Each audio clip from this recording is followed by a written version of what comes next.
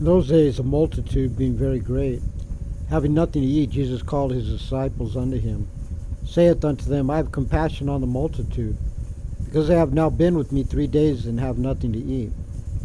And if I send them away fasting to their own houses, they will faint by the way, for divers of them came from far. The disciples answered him, From whence can a man satisfy these men with bread here in the wilderness? And he asked them, How many loaves have ye?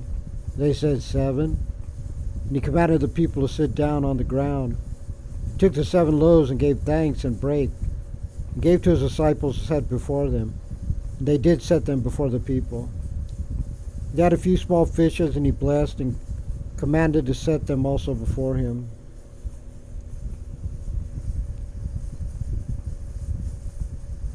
So they did eat and were filled, and they took up of the broken meat that was left 7 baskets. They that had eaten were about 4,000, he sent them away.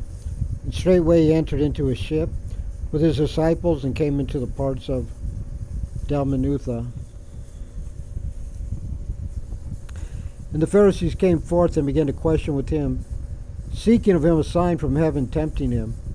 And he sighed deeply in his spirit, and saith, Why doth this generation seek after a sign? Verily I say unto you, there shall no sign be given unto this generation. And he left them, and entering into the ship again, departed to the other side. Now the disciples had forgotten to take bread, neither had they in the ship with them more than 1 loaf. And he charged them, saying, Take heed, beware the leaven of the Pharisees and of the leaven of Herod.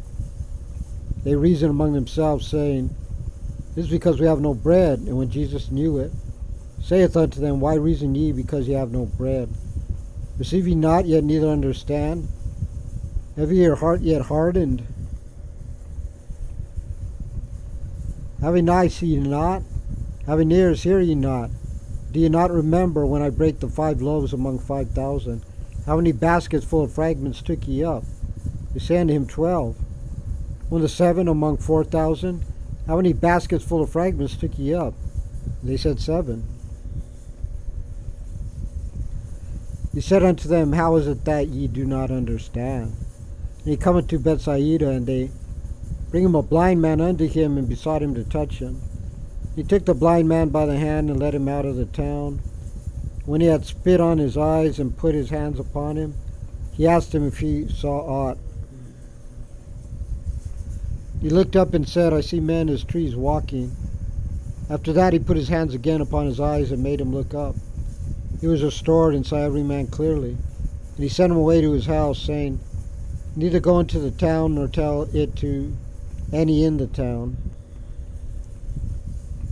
Jesus went out, and his disciples came into the towns of Caesarea Philippi. And by the way he asked his disciples, saying unto them, Whom do men say that I am? He answered, John the Baptist, but some say Elias, and others one of the prophets. And he saith unto them, But whom say ye that I am? Peter answered and saith unto him, Thou art the Christ.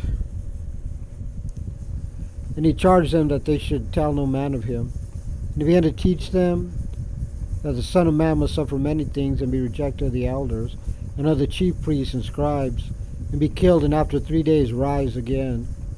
And he spake that saying openly, and Peter took him, and began to rebuke him.